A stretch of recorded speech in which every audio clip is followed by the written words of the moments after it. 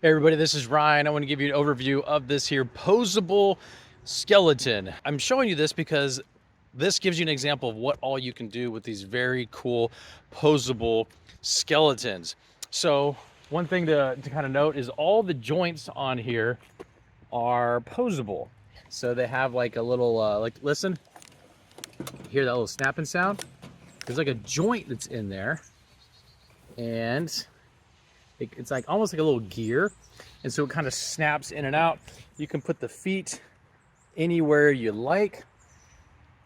Kind of give you an idea of how this is set up. Now what I've done to kind of make these a little customized is I just drilled some holes and put these eyeballs in with some like a hot glue gun, just to give it a little more realistic effect. Found a little pirate cap, used some fishing string and taped a little hook to them, kind of give them a sort of a piratey feel.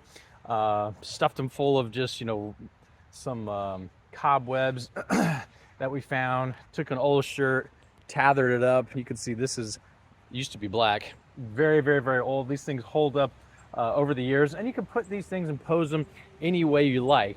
You can also, if you can see way over there, let's see if we can zoom in right there. This guy looks crippled.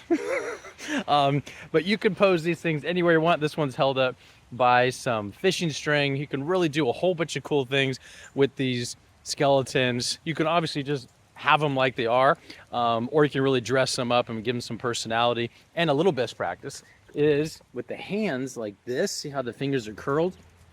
If you use a hot glue, not a hot glue gun, a heat gun, you might be able to do it with a hair dryer. You can warm the plastic up, and then you can bend these into sort of a certain position if you like. So I want to kind of give you an idea of what these posable skeletons look like, and just some fun customization things you can definitely do to really spirit it up a little bit here on the holiday season. Hopefully that helps.